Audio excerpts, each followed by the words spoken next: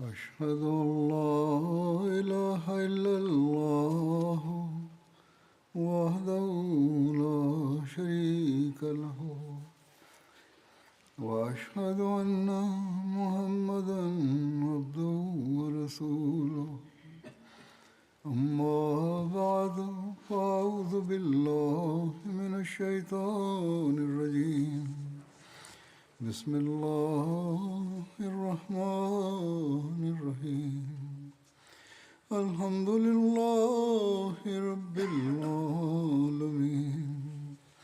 الرحمن الرحيم مالك يوم الدين إياك نعبد وإياك نستعين اهدنا الصراط المستقيم صراط الذين أنعمت عليهم غير المغضوب عليهم ولا الضالين.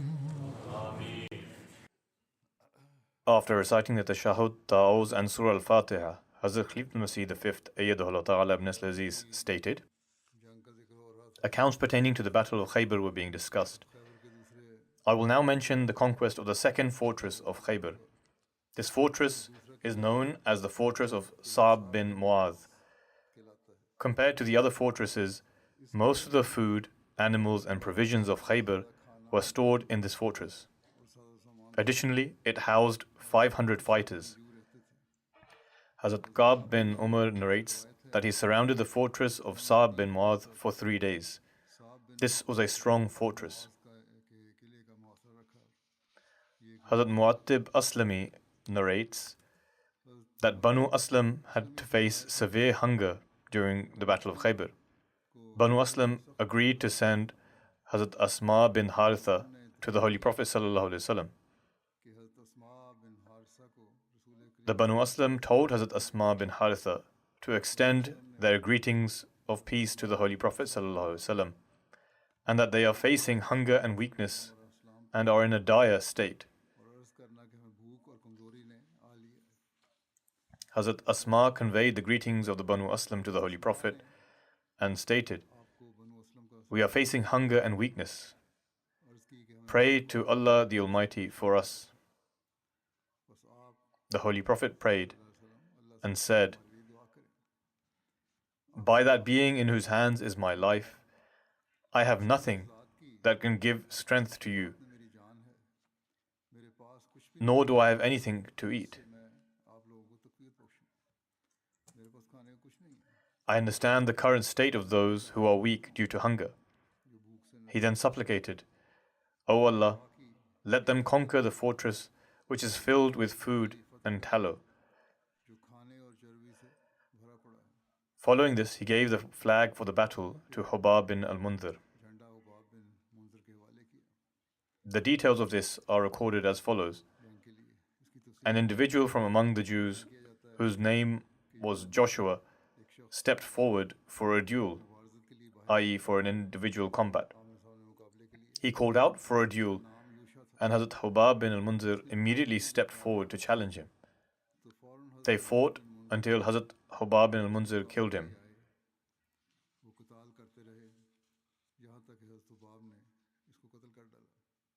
Following this, a Jewish man named Ziyal called out for a duel. Hazrat Amara bin Uqba Ghifari stepped out to challenge him. He stepped forward and struck the head of his opponent, which split his head open. Hazrat Amara bin Uqba Ghifari said, "Take that. I am the youth of the Ghifar tribe." Upon this, the companion said, "His jihad has become invalidated." In other words, when he raised this slogan mentioning his tribe and expressed his pride, the companion said it was not the act of decency to praise oneself. When this was mentioned to the Holy Prophet ﷺ, he said, "It is fine. He will receive his reward and will also receive his due praise. If someone does this under the circumstances, there is no harm." Hazrat Muhammad bin Maslama narrates that I saw the Holy Prophet ﷺ shooting arrows, and none of his arrows missed the target. He looked towards me and smiled. Hazrat Hubab bin al-Munzir entered the fortress with his contingent and conquered the fortress after a fierce battle. They took possession of all the weapons and the provisions. The Jews who were assigned to protect the fortress were killed, and several were imprisoned. Hazrat Mu'attib Aslami, who went to the Holy Prophet ﷺ and requested prayers due to hunger, narrates, "We had not yet returned, that Allah granted us victory over the fortress of Sa'b bin Mu'adh." Hazrat Jabir relates, that is to say, that he had just returned, having informed the Holy Prophet that they were in a dire state from hunger. In that duration, the battle had commenced, and they gained victory. Hazrat Jabir relates, the amount of food provisions obtained from Fort Sa'b was so much that we did not obtain as much from any other fort. It contained barley, dates, clarified butter, honey, oil, and tallow. The Holy Prophet's caller announced, "Eat and feed your animals also, but do not take anything away to eat. Whatever you eat, eat it here." There is then mention of the third fort, the fort of Zubair bin al-Awwam. Mention of its conquest is as follows. This fort was previously named Fort Qulla, and it was later given in Hazrat Zubair bin al-Awwam's share. For this reason, it became known as Fort of Zubair. When the Jews fled from the forts of Naim and Sa'b bin Mu'adh to the fort of Zubair bin al-Awwam, the Holy Prophet besieged them. This fort was at the peak of the mountain. He besieged it for 3 days. A Jewish man named Ghazal came out and said, "O Abul Qasim," i.e. addressing the Holy Prophet. This is the title non-Muslims would use to address him. "Grant me security on the condition that I tell you something that will grant you ease against the people of Natat, i.e. you will be able to conquer the fort. And then make your way towards the people of Shaq. Certainly the people of Shaq have been overwhelmed due to your awe. After this you can continue to the next fort." The Holy Prophet ﷺ granted him security for his family and his wealth. The Jew then said, "If you remain here for even 1 month, it would not bother them in the least. There are tunnels beneath their lands through which they leave in the night to bring water and then return to their fortresses. They will be able to defend against you. If you block their path to the water, they will lay down their arms for you." The Holy Prophet ﷺ followed him, and they blocked the tunnels. When their path to the water source was cut off, they emerged, and a fierce battle ensued, i.e. the battle commenced. On this day, there were some companions who were martyred, and 10 Jews were killed. The Holy Prophet ﷺ attained victory, and this was the final fort among the fortresses of Natat. When the Holy Prophet ﷺ finished from Natat, he made his way towards the fortresses of Shaq, and as mentioned, this was the third group of fortresses. There is mention here of the death of Salam bin Mishkam, a Jewish chieftain. During the battle at the fortress of Natat, Salam bin Mishkam was killed at the hands of the Muslims. Salam was a renowned chief of the Banu Nadir and a leader amongst the Jews. However, he was sick, which is why he did not participate actively in the fighting as the other chieftains did, i.e. he did not fight with a sword or arrows.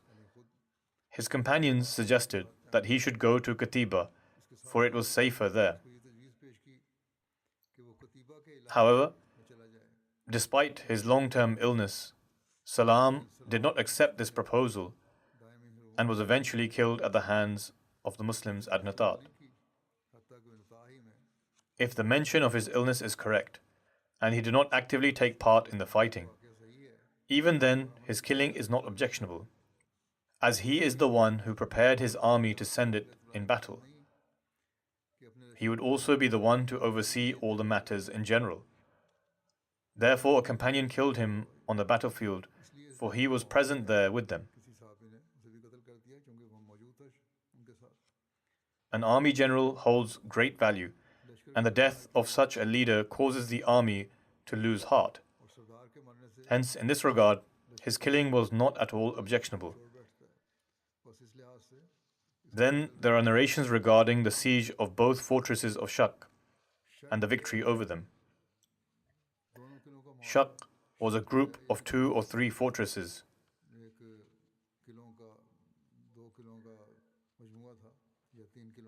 The first fortress of Shak, in fact, there were 2 fortresses, which the Holy Prophet laid siege to, was the fortress of Ubay. The Holy Prophet ﷺ stood on a mountain top called Samwan, and atop this mountain he fought against those within the fortress. Upon its commencement, a Jewish man asked for a duel, and Hazrat Hubab bin Munzir came out to face him. They both attacked one another. With one strike, Hazrat Hubab severed half of the opponent's right arm, and the opponent's sword fell from his hand. Subsequently, he began retreating to his fortress in defeat. Hazrat Hubab followed him and pierced his spinal cord. He fell down, upon which Hazrat Hubab killed him. Then another man came forth and announced, "Who will come out to face me?" One of the Muslims, who was from the Jahash family, stepped forth, but he was martyred while fighting. The Jewish man stood in the same place and once again asked for someone to duel with him, upon which Hazrat Abu Dujana faced him. Hazrat Abu Dujana had tied a red piece of cloth to his helmet. The Jewish man arrogantly walked towards him. Hazrat Abu Dujana quickly advanced and struck him with a blow, severing his leg, and then killed him. Hazrat Abu Dujana retrieved the man's military equipment, armor and sword, and presented himself to the Holy Prophet ﷺ, who gifted these items back to Hazrat Abu Dujana.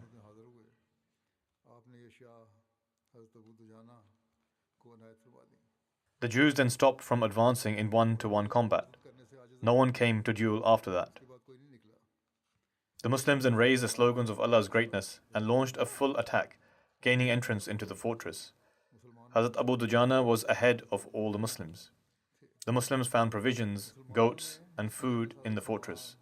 The Jews ran away by climbing over the walls, leaping like gazelles, and all of them had reached the other fortress of Shak. They ran away quickly. The Holy Prophet ﷺ set out towards them alongside his companions, and a battle ensued against the Jews. The Jews vehemently fired arrows and threw rocks upon the Muslims.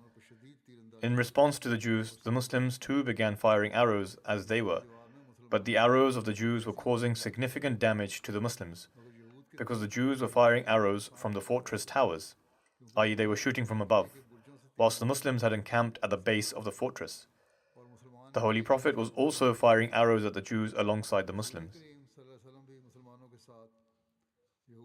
It is mentioned that the Jews looked to be specifically targeting the place where the Holy Prophet had encamped, because many arrows were falling in that area. The Holy Prophet ﷺ was sitting among his companions when an arrow came and pierced his clothing. Another narration states that the Holy Prophet was injured by that arrow, and his clothes ripped due to it. He then took out the arrow, grabbed a handful of stones, and threw them in the direction of the fortress. Due to this, their fortress began quaking, and the Muslims then attacked the Jews and seized them and captured the fort. Then there were 3 fortresses of Qatiba. The Muslims besieged all 3 fortresses. Regarding this, it is written that when the Holy Prophet ﷺ conquered the fortresses of Shak and Natat, the Jews moved to the 3 fortresses of Qatiba, namely Wati, Salalim, and Qamus. The biggest of the Qatiba fortresses was the Qamus fortress, which was also the most fortified. The Jews barricaded themselves in these 3 forts. They would neither look out of their forts, nor would any of them emerge for a duel. The Holy Prophet ﷺ continued to surround these forts for 14 days, until finally he decided to use a catapult. When the Jews realized that their end was nigh, a catapult is a device used for slinging rocks. They sought reconciliation with the Holy Prophet. Kinana bin Abu Huqayq sent a man named Shamah to the Prophet of Allah, requesting an opportunity to speak with him. The Messenger of Allah ﷺ granted him permission, and Kinana bin Abu Huqayq descended from the fort and sought a treaty of peace with the Messenger of Allah. The Holy Prophet sent his companions to them, who confiscated their belongings. i.e., the companions captured their belongings.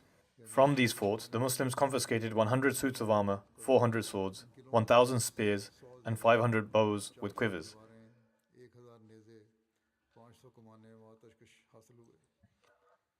Regarding the conquest of the Qamus fort, there are some other varying accounts. For instance, some historical records indicate that this fort was surrounded for 20 days, and only after an intense battle between the Jews was the fort subdued and conquered by Hazrat Ali radiallahu anhu. Regarding the conquest of this fort, biographers have written the same details that other historians have attributed to the Naim fort.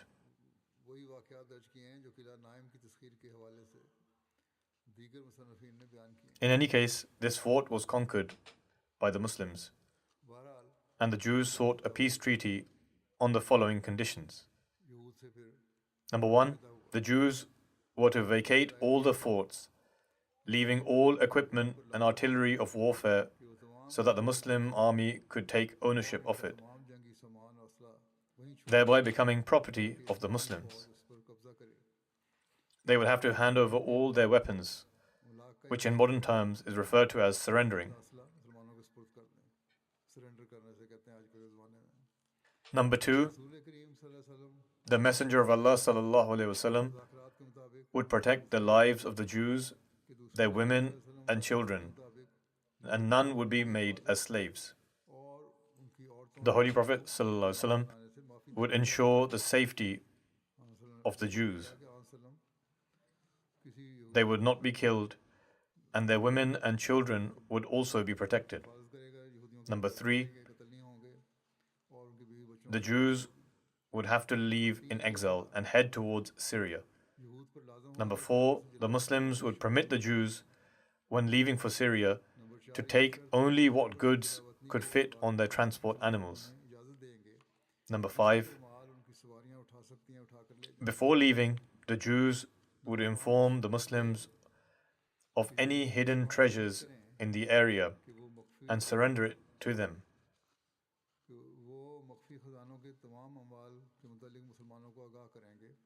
Number 6, the Jews acknowledged that should they breach any conditions of this pact or conceal anything they were supposed to have disclosed, the conditions of this treaty would become null and void. Thus, the Muslims would be permitted to deal with their wealth and captives as they saw fit.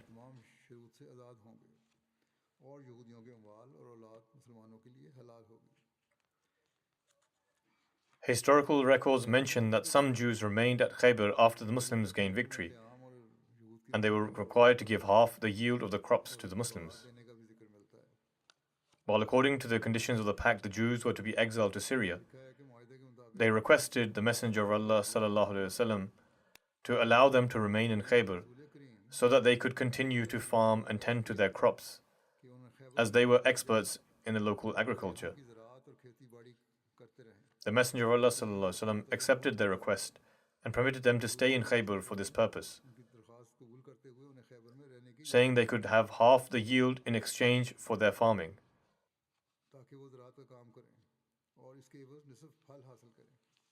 The Holy Prophet ﷺ extended great sympathy to them. Sahih al-Bukhari mentions this on account of Hazrat Abdullah, who relates, the Holy Prophet ﷺ gave the fields of Khaybar over to the Jews for them to cultivate it, promising them half of the harvest. The number of companions who were martyred at Khaybar was 17.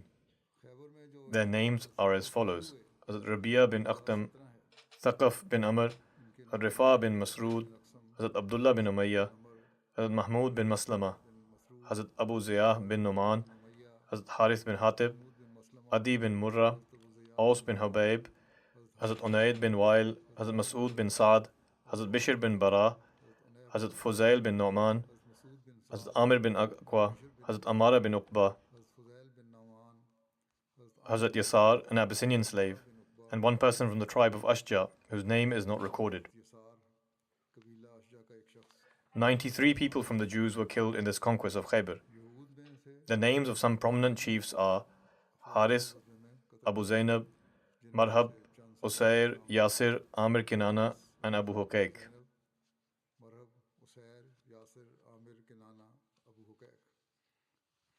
After the victory of Khaybar, there were some distinct incidents that have been mentioned, one of which is the killing of Kinana bin Rabi'.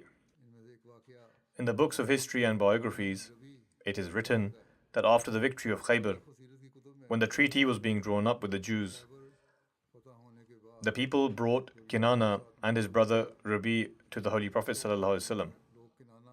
Kinana was the overall chief of Khaybar and the husband of Hazrat Safiya. Rabi' was his paternal cousin.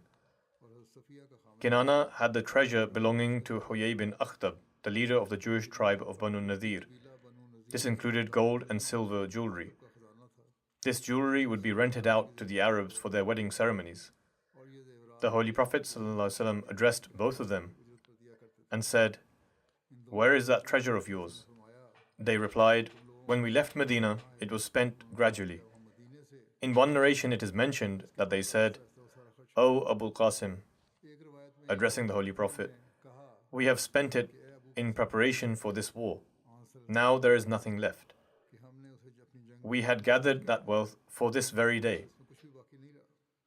The Holy Prophet ﷺ said to them, "You did not leave Medina that long ago for it all to be spent." Both of them took an oath that they do not have any of the wealth.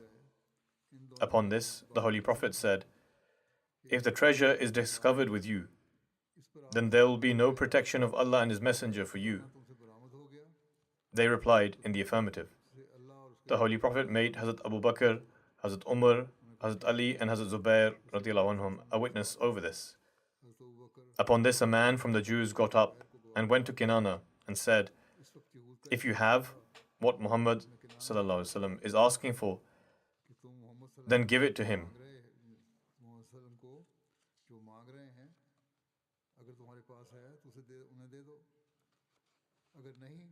If you know about it, then give it. Or if you know, you should tell them, as it can save your life. Otherwise, by God, he will certainly get a hold of it. Ibn Huqaiq scolded him, and the Jewish man sat back down. This has been mentioned in a book of history.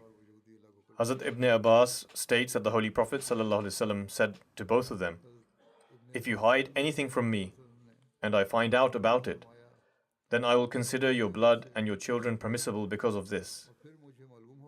Both of them agreed. In a book of history, there is a brief account of finding this treasure as follows. Hazrat Ibn Abbas narrates that the Holy Prophet ﷺ called a companion from the Ansar and said, "Go to such and such plain and go to the date palms. Go towards the dates from the right or the left, whichever are higher. See whatever is there and bring everything to me, i.e., whatever is beneath them." The value of the treasure was estimated and equaled 10,000 dinars. Because of their treachery, both of them were executed, and their families were taken as prisoners. This is one narration. According to a different narration, to what extent is this correct will be analyzed later. It is mentioned in one narration in which Ibn Ishaq states that Kinana was brought before the Holy Prophet ﷺ, and he possessed the treasure of the Banu Nadir. He was questioned about the treasure, to which he denied any knowledge of it. Then a Jewish man by the name of Tha'laba was brought before the Holy Prophet. In some narrations it is mentioned that Saya bin Salam bin Abi Huqayq was brought and questioned. He told the Holy Prophet, I saw Kinana circle around those ruins every morning. The Holy Prophet sent Salba along with Zubair bin al-Awam and a few Muslims to where Salba has mentioned. When that place was dug up, the treasure was discovered. In one narration, it is mentioned that some of the treasure was found, but the rest was never located. Furthermore, Kinana refused to disclose its whereabouts. Upon this, the Holy Prophet ordered Hazrat Zubair to punish Kinana. Hazrat Zubair brought pieces of flint and would strike it on his chest, as a result of which sparks would fly. Then, when he was close to death, he informed about the remaining treasure. Upon this, the Holy Prophet handed Kinana over to Muhammad bin Maslama so he could kill him. Thus, Muhammad bin Maslama killed Kinana as retribution for killing his brother Mahmud bin Maslama, who was martyred when a millstone was dropped on top of him. Nonetheless, he was killed, but the manner in which the entire account has been narrated goes against the example and conduct of the Holy Prophet ﷺ. In some narrations, it is mentioned that the Holy Prophet ordered for both brothers to be executed. According to one narration, Kinana was killed by Muhammad bin Maslama, whereas his brother was handed to the family of Bishr bin Bara, and he was killed in retribution for Bishr bin Bara. The Holy Prophet ﷺ declared their wealth to be permissible and imprisoned their children. These narrations are found in the authentic books of history and the biographies of the Holy Prophet. For example, Tarikh al-Tabari, Tarikh al-Khamis, At-Tabqat of Ibn Sa'd, Kitab al-Maghazi by al-Waqidi, Sirat ibn Hisham, Sirat ibn Ishaq, Sirat al-Halabiyya, and al-Zurqani. And Kinana being killed for this reason has been mentioned in books of hadith such as Sunan Abu Dawud. However, various reasons have been mentioned for Kinana being killed, and there are various narrations as well. And from these narrations it comes to light that the reason for Kinana being killed was not because he refused to disclose the treasure. Nonetheless, this incident at Khaybar has been mentioned by the Orientalists in their books. Thus, the critics who have a habit of raising allegations on Islam and the blessed character of the Holy Prophet ﷺ have made claims that the Holy Prophet had a greed and thirst for wealth, or they try to make it seem that, God forbid, the Holy Prophet carried out various oppressive and unjust acts. Those who raise such allegations abandon all rationale and justice, in that the Holy Prophet's life was like an open book and in view of all. Prior to the start of any battle, he would make an open announcement warning not to kill any child, nor kill any woman, and to the extent that he even forbade from cutting down any trees unnecessarily. For an individual who could not bear to see an animal in pain, how could he harm his fellow human beings and deal harshly with them? Similarly, waging war for the sake of obtaining spoils is a completely baseless allegation. And regarding the Battle of Khaybar, prior to departing from Medina, the Holy Prophet had made an announcement that anyone who wished to partake in the battle for the sake of obtaining spoils from this war will not go with them. The details of this have been mentioned previously. When narrations of such nature come to light regarding a prophet, whose actions are what have just been described, then justice demands that we fully analyze and scrutinize any such narrations. Indeed, the first attempt should be to honor every hadith and narration as much as possible. And if possible, the subject matter ought to be reconciled. However, the honor and pristine character of the Holy Prophet ﷺ is of utmost importance.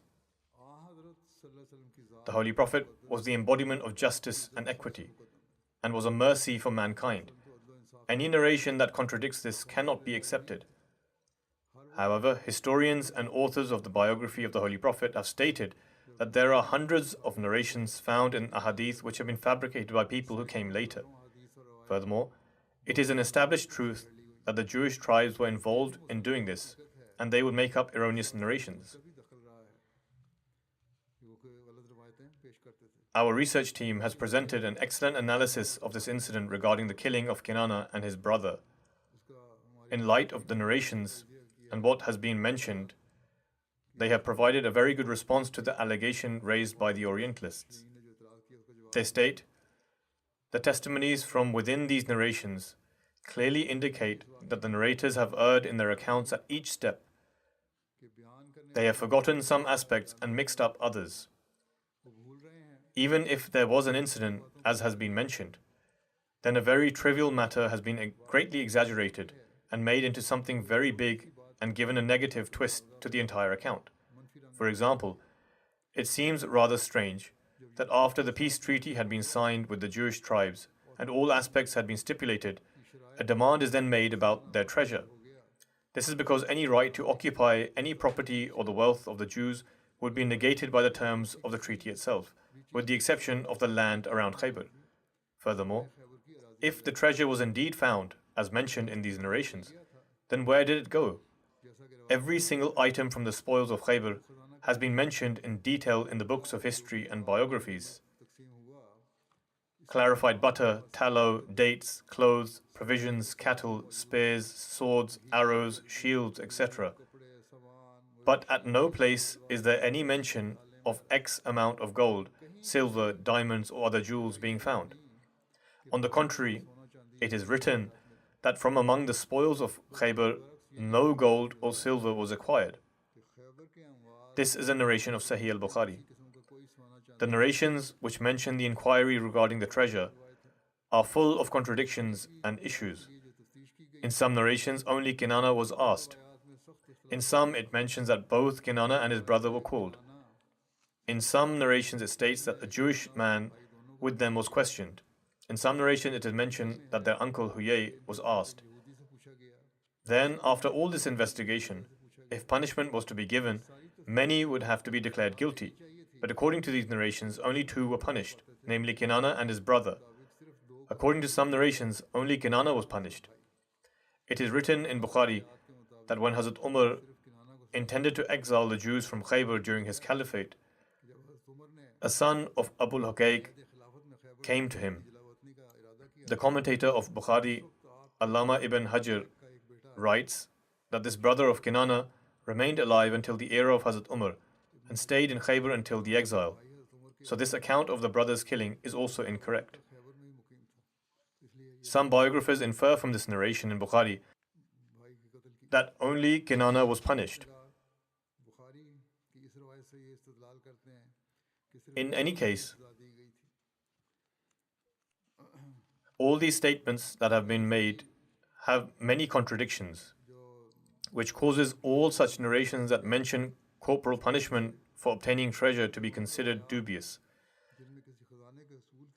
The truth is, this entire incident is incorrect.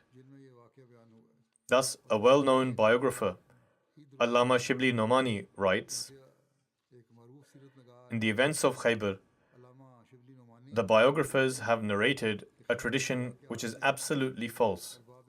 It has been transmitted in most books and has become widely accepted, meaning it has been accepted and included in the traditions. That is, firstly, the Holy Prophet had given the Jews safety on condition that they would not hide anything. But when Kinana bin Rabi refused to reveal his treasure, the Holy Prophet ordered Hazrat Zubair to extract the location of the treasure from him by force. Hazrat Zubair would burn his chest with flint until he was near death. Finally, the Holy Prophet had Kinana killed, and all Jewish women were taken as slaves. Only this much of the tradition is correct, that Kinana was killed, but not because he refused to reveal the treasure. Rather, because Kinana had killed Mahmud bin Maslama.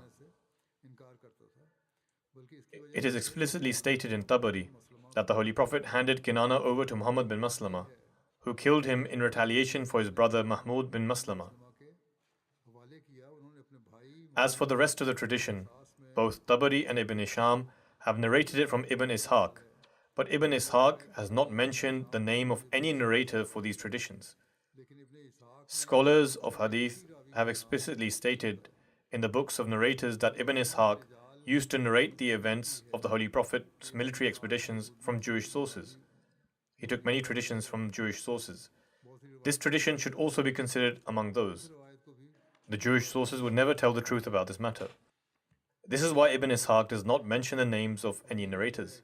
To be so harsh on a person to make him reveal a treasure that fire is cast upon his chest with a flint is far beneath the dignity of the one who is a mercy of all the worlds. The same person who does not at all confront the one who tried to poison him, who does not punish them, could he order someone to be burned for a few coins? The actual incident was only this much, that Kinana was given safety on the condition that he would not commit any treachery or give any false statements. In fact, there is a narration which states that he also agreed that if he did anything against it, his blood would become lawful. Kinana committed treachery, and the promise of safety that was given to him was annulled. Kinana had killed Mahmud bin Maslama, so he was killed in retaliation. Perhaps he would have been forgiven earlier, but because he committed treachery elsewhere, he was punished for it. An Ahmadi author of the current times, Sayyid Barkat Ahmad Sahib, writes in his works, The Holy Prophet and the Jews of Hijaz, that Ibn Ishaq has narrated a story without any chain of narration, and these facts are evidently wrong. Firstly, torture, and torture by fire at that, is against the Islamic teachings. Secondly, there is no mention of the distribution of this recovered treasure in all the spoils of Khaybar. Nor is there any narration which mentions this treasure being deposited in the state treasury. Not only Ibn Ishaq, but even in other early sources, there is no mention of cash, gold, silver, or other such valuable goods in the spoils of Khaybar. All traditions are related to produce, clothes, or weapons. Hazrat Abu Huraira, who was with the Holy Prophet ﷺ in the Battle of Khaybar, used to say that we conquered Khaybar, but did not get gold and silver in the spoils. In short, Kinana bin Rabi was killed, but the reason for his killing was the murder of a Muslim commander, as a result of which he was killed in retaliation.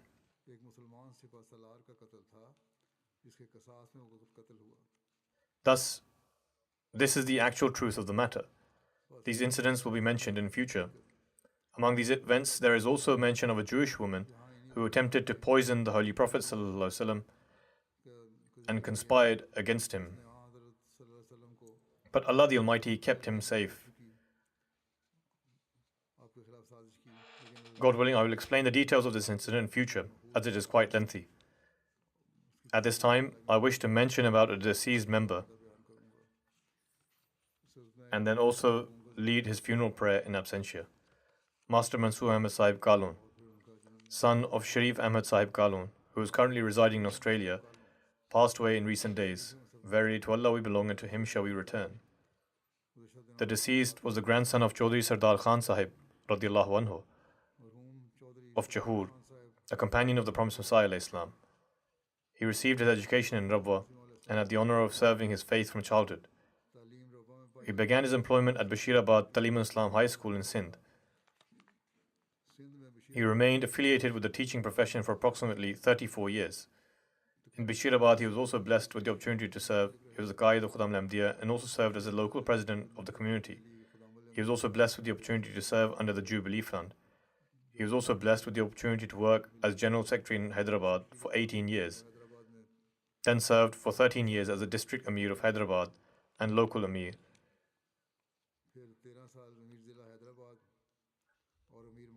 His practice was that after finishing his work, i.e. his employment, he would immediately come to the mosque and do all the work there. And after Maghrib prayer, he would go home. Sometimes he would stay back even later. He was devotedly attached to Khilafat and would respond to every call. He would look after the poor, hospitable, sympathetic, and very generous. He kept relatives in his home and provided them with education. Many of his students are spread across the countries, including missionaries, doctors, and engineers. He was a Musi. Among his survivors are his wife, one daughter, and 5 sons. Mubashir Ahmed Gondal Sahib, who is a member of the office of Amir Sahib UK, was married to his wife's sister.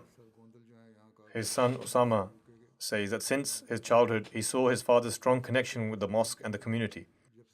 Rarely did he refuse to go to the mosque. He would be regularly present in the office. Apart from any extreme necessity, he never refrained from going to the office. And the members of the community also knew that they would find him in the office or in the mosque. He would greatly honor and serve the central guests. He moved to Australia after some time. He had cases filed against him. Rather, there were no cases, but he moved due to other circumstances.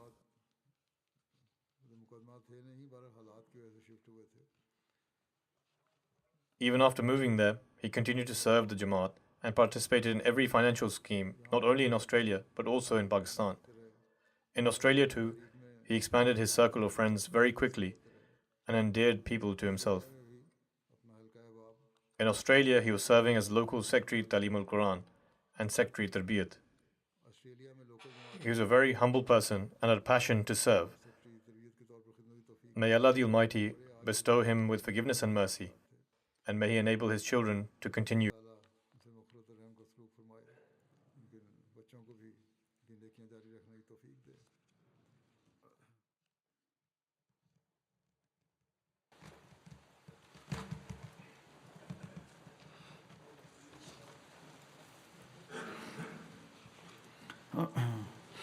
الحمد